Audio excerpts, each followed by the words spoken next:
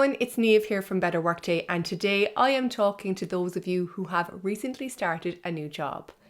I have started a new job multiple times over my career, from part-time jobs to my first job after college, my first management role, switching between companies, and of course starting my own business. And I have made plenty of mistakes along the way. But I've also found some really good strategies that help me settle into a new job quickly, develop those really good relationships, and create a better workday from the beginning. So today I'm going to share my 5-step framework for starting a new job, and I hope you find this helpful. Let's get into it. Step 1 when you start a new job is to take note of the job description and the work you will really be doing day to day.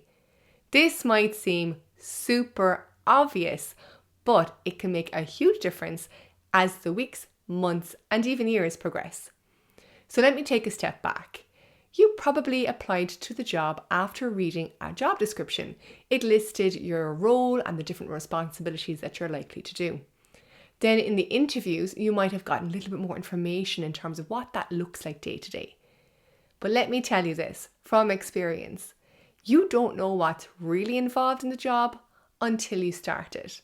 And so what you can do from the very, very first day is write down the list of responsibilities that you thought you'd have based on the job description, and then to start adding in anything else that you're asked to do.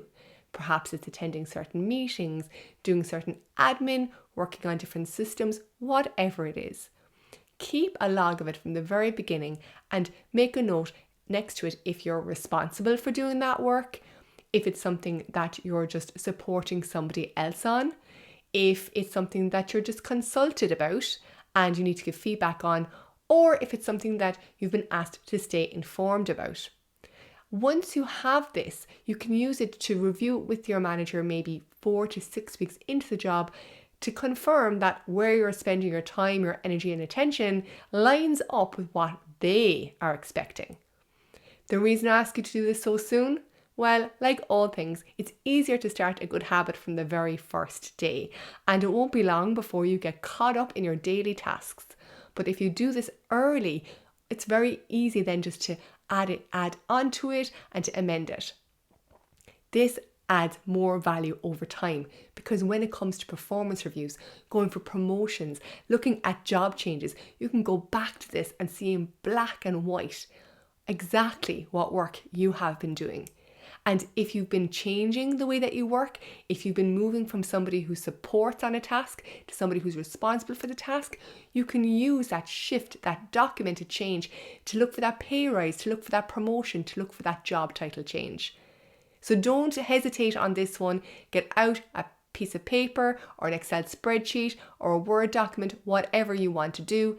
Document your responsibilities and your tasks from day one. Keep a log of it, and it will stand to you over time. The second thing that I recommend when you're starting a new job is to keep it simple. This refers to any filing systems, any folders in your inbox, even to the pen and paper that you use day to day. I know it can be tempting to want to organize things, but you see, you don't know enough in the first weeks and months to decide what structure is going to best suit your needs. Now, add to that the fact that all the technology has got really good search capabilities. You could be just drawing an awful lot of admin on yourself for the sake of it. Instead, I recommend a single notepad and a single folder and a single email inbox folder labeled first 6 months or first 3 months, depending on how quickly you advance in the role. Put everything in here. Put everything in here knowing that anything that people refer to from your first couple of months in the job is in this place. And then once you've settled in, you know what the job involves and the different topics or themes that emerge. If you like, you can branch off into something more specific. The third step, and this probably should have been the first step, but they do go hand in hand, there's no particular order in these, is to make sure you top and tail your workday and put in your breaks. Regardless of how fast or slow your start is into a new job, believe me when I say that putting in your boundaries first day can only help you. If your company has flexible working hours where you can start and end at different times, Be sure to put your start and end time in as a recurring event from the very first day. And even if your company all has an official time of, for example, 9 to 5, block off 8 to 9 and 5 to 6 as out of office, just to show yourself and others that you are not available. The same goes for your lunch break. Whether it's a 30-minute or 1 hour lunch break that you get at work, schedule that in as a repeating event in your calendar from the very first day. You do this so that other people don't take over your lunch break. Even if you've got plenty of space at the beginning, this can quickly change. So having it in from day one makes sure that those boundaries are set and they're very clear and they're easier to stick to. Step 4. If you're in a hybrid work environment, I want you to pay special attention to what work you do in each location and start to do location pairing. And what I mean by this is when you're doing work for the first time, it will all be new. But you will notice, because it's all new and you haven't settled into any good or bad habits, that there are some things which are easier to do at work in the office and some things which are easier to do at home. Depending on how much control you have over your schedule, deadlines, and the order in which you can do work, I want you to, from the beginning, start to block off time at work and in the office for particular tasks that lend themselves well to the location. For example, you might decide to do boring admin tasks in the office, where the distraction and the hum and the noise around you actually helps to break up that work and you don't mind if you're being interrupted. And you'll save a training that is really focused and deep for at home, or a report for when you're at home and you're not going to be interrupted. If you've lots of meetings, you might choose to have the status updates and the very run-of-the-mill meetings online, and ask for the ones that need more conversation and more debate to be in person. I don't know what your new job is, but you're going to figure it out pretty soon. And the most important thing is that you to pay attention to the location and the task and pair them as best you can. The 5th and final step for settling into a new job is to focus on relationships. Whether you are going to be there for a week, a month, a year, a decade, having good relationships can create a smoother workday for everyone.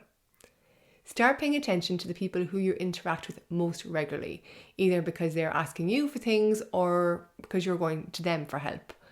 Pay attention to the way that they like to communicate, to the relationship that you have and the kind of information that you swap.